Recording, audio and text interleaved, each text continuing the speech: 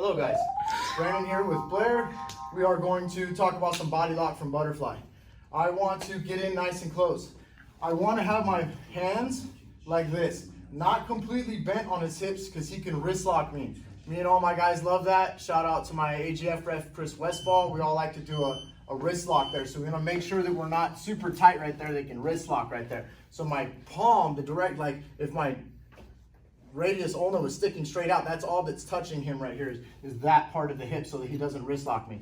In a perfect world, I have like a circle pass variation. I can spread his legs here, right? Come back up, right? I can go either way. I can do this kind of action. So that's the pressure that I want. And I'm gonna come in assuming three things. He wants to butterfly sweep me, he wants to guillotine me or arm drag me. I'm not really worried about the legs at this point because I'm low based and I'm still too far away, he hasn't gained the grip. But if I drop my head too low, I'm gonna assume that my opponent's gonna shoot a guillotine. You know, if I clinch too early, I'm afraid he's gonna attack my arms. One of my black belts, Devin Miller, he'll double overhook sweep me real easy like this if I reach too deep with just arms. So I'm gonna come in nice and cautious with my neck straight up, and I walk my knees in just a little bit. You'll notice that Blair's already starting to lean back.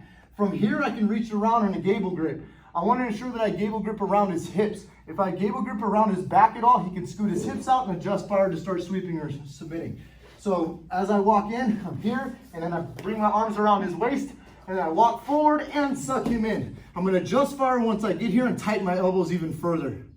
Once I'm here, I need to make sure that I'm going to pick a side. I'm going to put my head on one side and engage my shoulder. If I just drop my head, deflect my head, Blair, he can start pushing my head in different directions. If I drop my head and engage my shoulder, my head becomes a rock.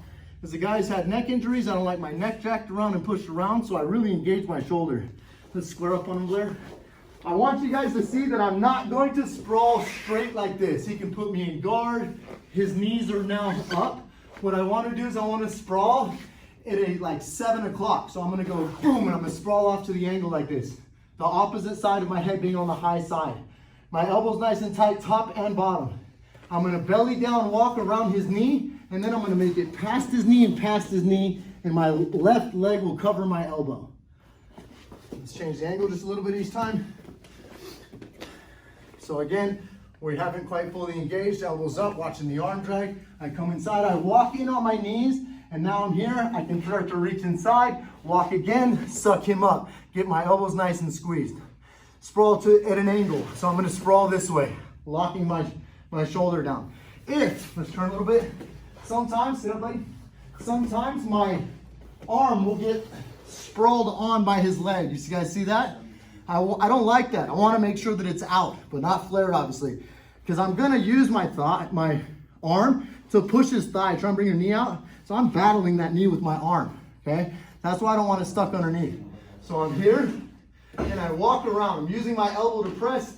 Once I feel I can get past his knee, I'm gonna clear it with one knee, the next knee, and cover my elbow, okay? And I have a nice tight waist around him. One last time. Again, I'm here, we're hand fighting. I get my hands on the hips, try and drag and stuff like that. It's hard for him to get that positioning or the arm lock. My head's up nice and tight. I walk in tight on him. I get my arms around. I suck him up. I adjust fire once I get here. It's a body lock, so I need to take my time and make sure it's a super strong grip. Sprawl at a 7 o'clock angle. Boom. Head's tight, elbows tight, bottom elbows tight. I walk, get my knee pass and my knee pass, cover my elbow, and I'm in nice tight side control. It's combined very well with the near side underhook, passing in half guard and forcing half guard. This is just a basic, you know, scratching the surface body lock versus butterfly. It's also very good against deep half, arm drag, leg locks, all the different entries that people can do off of butterfly. Kind of negates a lot of that too. Thank you, sir.